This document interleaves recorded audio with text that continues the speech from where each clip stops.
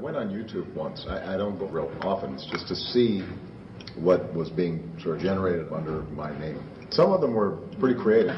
There's some cartoon, and your ears are all huge.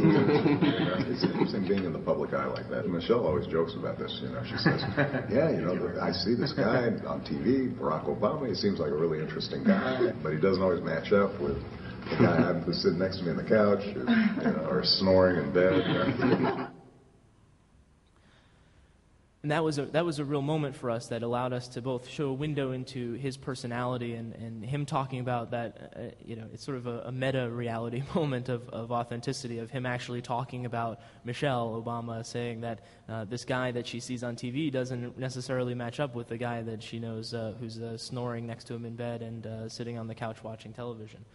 So it was something that people really latched onto and became part of the culture of our fundraising campaign. And the irony was that the more we did fundraising that was about the stories of the individual donors, that was about the larger relationship we had with them and their opportunity to actually literally own a piece of the movement, the more money we raised. We didn't like to talk about money at all, but it was feeding the fundraising as part of the overall relationship with the end user that fed the fundraising. So what's next? Literally what's next is that I'm excited to take your questions and talk about how these different principles apply to the very varied and interesting projects that folks in this room are working on. In terms of what's next in my country, the team at the White House is discovering what it means to apply these principles of transparency and authenticity and participation to governing, which, as everyone here knows, is more of a challenge than it may seem like at first blush. But it's something where our team that went into the White House, led by my deputy from the campaign, Macon Phillips, who is the White House new media director, is a group of people who sincerely believe in everything that we did on the campaign and these principles and are trying to apply them every single day. Instead of fundraising, they're figuring out how to manage foreign assistance. And instead of organizing voter contact events, it's organizing the data on recovery.gov to track all of the economic stimulus spending. Those of us who didn't choose to go into the government side are still working with the political organization outside. So the successor organization to the campaign is a group called Organizing for America, where we're keeping the relationship alive, both between Barack Obama and his grassroots supporters, as well as the grassroots supporters themselves, and still continuing to cultivate that grassroots community from the bottom up. We kept all of the tools still up. So the events that you saw on the map, there are still events being planned today and tomorrow on BarackObama.com because of this energy and these relationships that persist even beyond the election.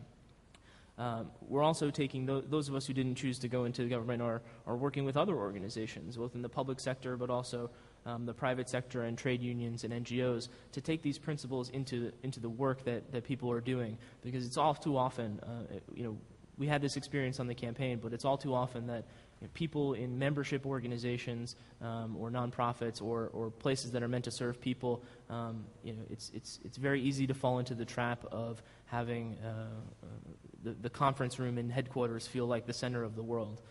And what we tried to do is to shake that up, to help organizations better leverage their assets internally with digital space and technology, but really to forget about the notion that only the people in the room are the people who matter, that in actuality it's the people on the outside of the room, the people who are consuming the end product that matter most.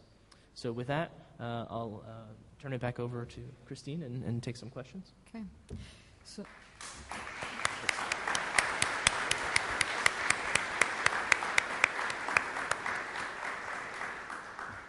So thank you very much, Joe, for a very powerful presentation. Now the floor is open for your questions.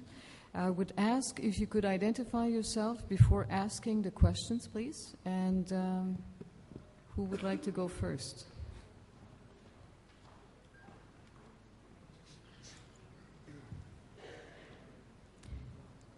Perhaps I can go first. Do we have somebody? Yes, please. Thank you very much. Gerald Thompson, St. Vincent and the Grenadines. I'm going to spare you all the stuff about being impressed and so forth, because we clearly have been inspired and so by new president of the United States, Barak Obama. But I want to